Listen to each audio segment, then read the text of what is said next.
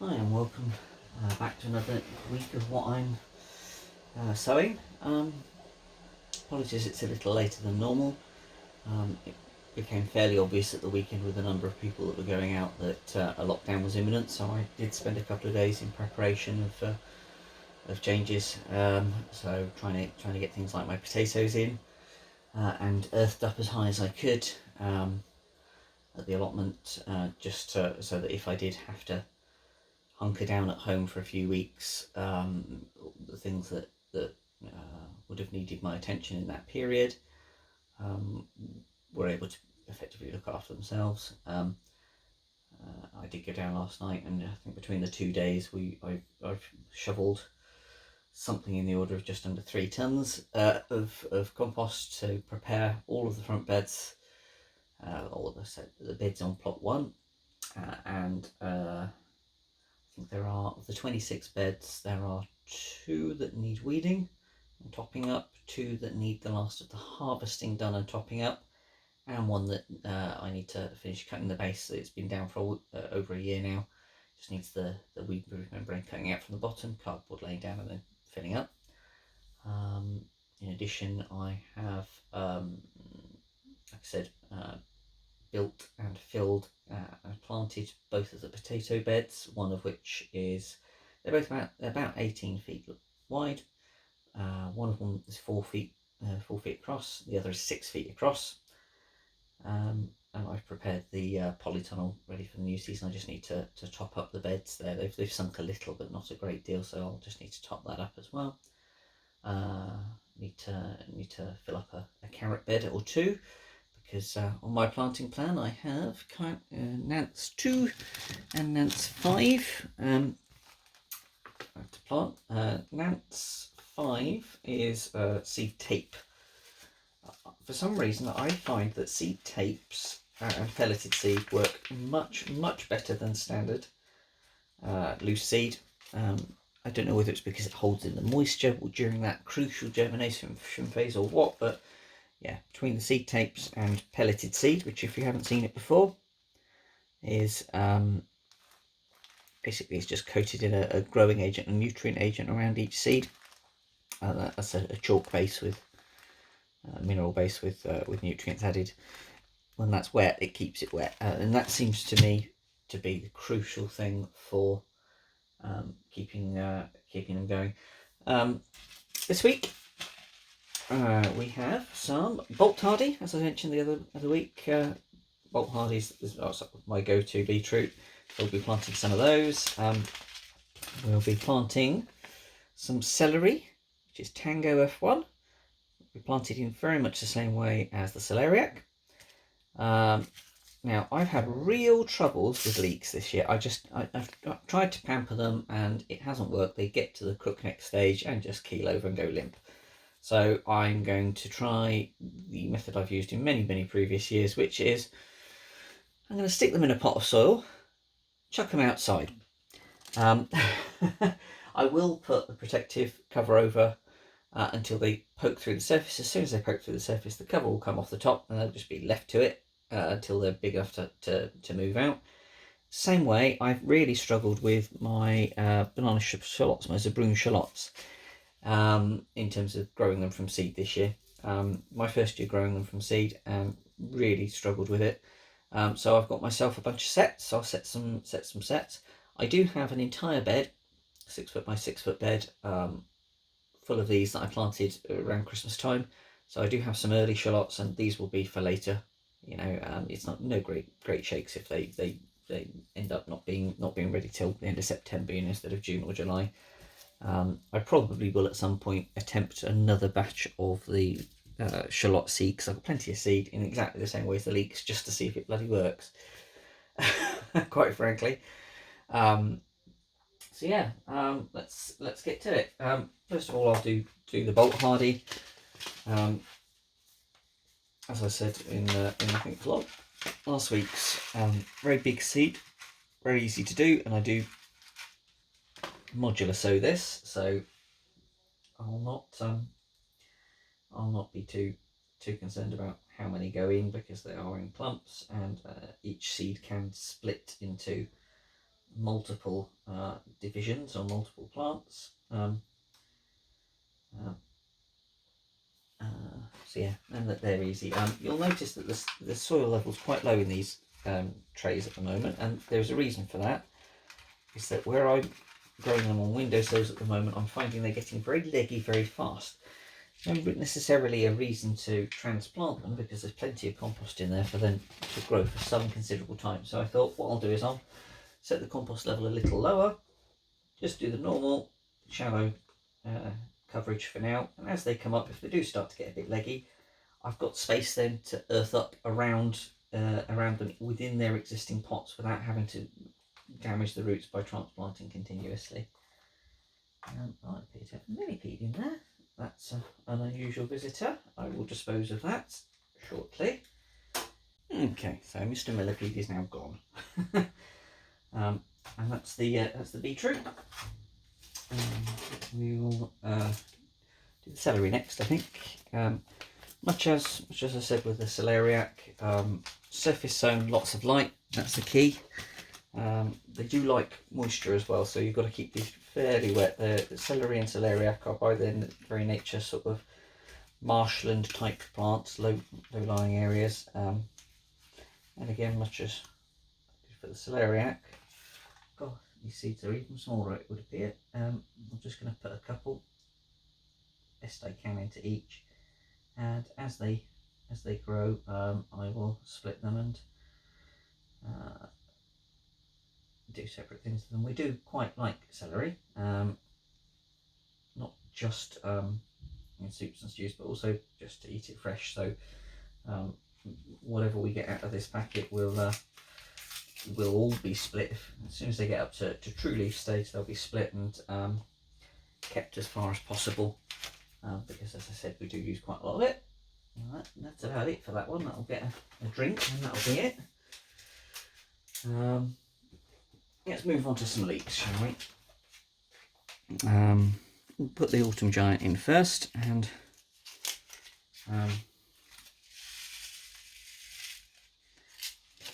standard allium seed, if you can see that. Yep. I'm aiming for 2 to a cell, so that we get coverage.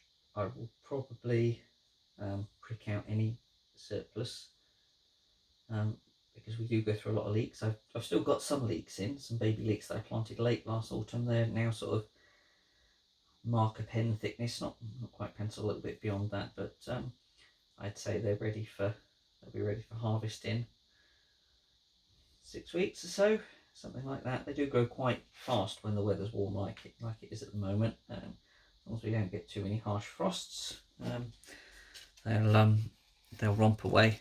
And they fortunately are in the back garden, so it doesn't matter whether lockdown happens even more stringently than it currently does or not.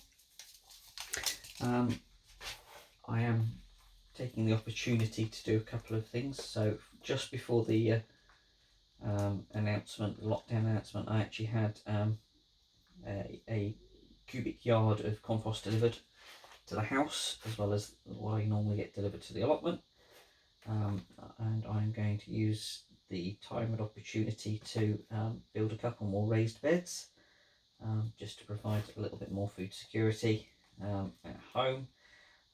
One of which will be an additional strawberry bed, because I can miss out on most things, but the kids missing out on their strawberries in the early part of the summer, woe betide me if that happened. So at least we've got some strawberries at home, come what may. And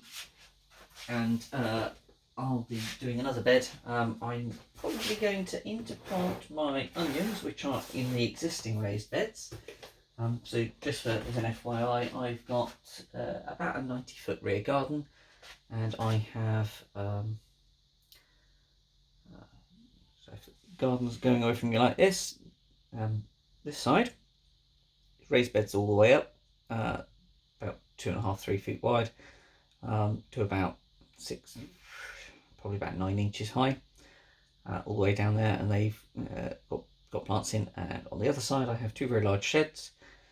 My chickens, And then at the back there's a sort of an L shape at the moment, and they're 2.4 meters and 2.4 meters.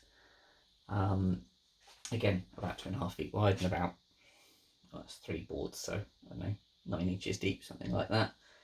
So the aim is to fill in some of that's returning space on that side, with a couple more beds to grow some more bits. But on the ones on this side, I have mostly onions in there, and I'm probably going to put some of my tomatoes in there, so that if we do get locked down further, I've got some fresh tomatoes in the garden, and possibly one of the others.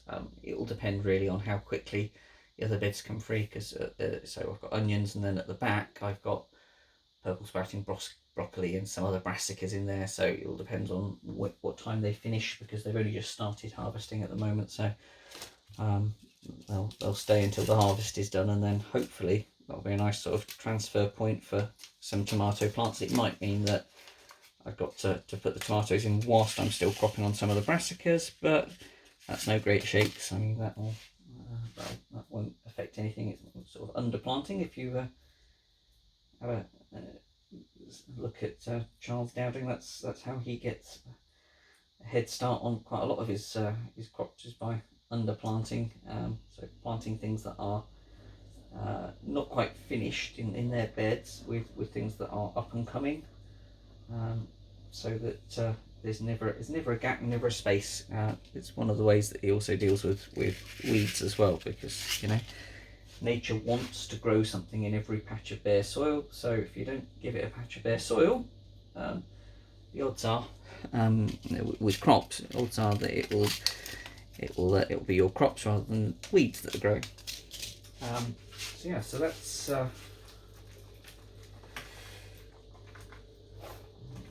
the leeks. We'll give it a go.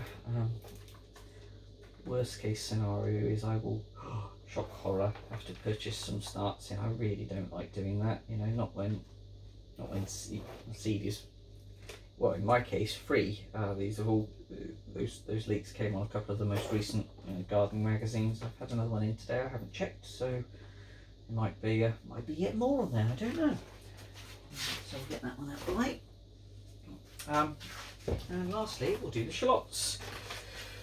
Planting sets of either shallots or onions of any type is very simple.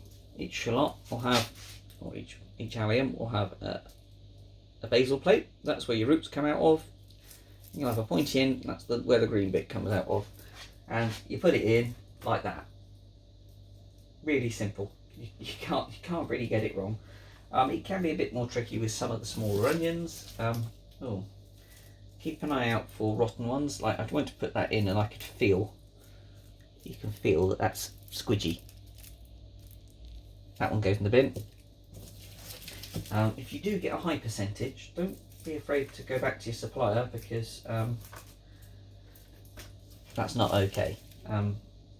Mostly I save them, but this year, because I want to expand my shallot numbers so much, I want to triple my production, because we actually prefer these to traditional onions. We think it's just a nicer flavour all round. There's no way I could do it by saving the sets, and not and have actually some for ourselves, which we've already had. So I did save quite a substantial quantity last year, but it wasn't enough for what we needed, so I ended up buying these, purely because I was trying to grow them from seed and failed. I will try again, as I said, because ultimately I end up with loads more than I need, and I'll just find a space for them in various beds and grow them on. I mean, they're pretty much the easiest thing in the world to grow. It's shove them in the ground, wait for them to be ready to harvest. The end. I never water them. I never do anything really with them. As long as the ground's fertile, which all of my beds are. All of my beds get topped up with usually 6 inches, between 4 and 6 inches of fresh compost at least once a year. I try and top it up to the top of the bed every time I take a crop out. Provided I've obviously got compost on hand, which I usually do. Just seems to be a very effective way to keep the beds fertile, and so can't really go wrong. These are the simplest and easiest thing in the world to do. Same goes for onions, to be honest. Last year I think I ended up growing 5 different batches of onions just by shoving sets in at different times. I paid very little attention to the times when I'm supposed to put them in, and looked at more the weather and went, actually, you know what, if I put these in now, these are going to be ready just about, you know, a lot quicker than if you put them in over the winter, you know, the recommended time. Actually, I'll swap back to that one. I've got one too many, but it's fine. Don't worry, I will find a home for that one, even if it means just shoving it in a bed outside. And that's it for this week. I'll back to our new normally scheduled timescales next week. Got a fair bit to plant next week, and I'll see you then.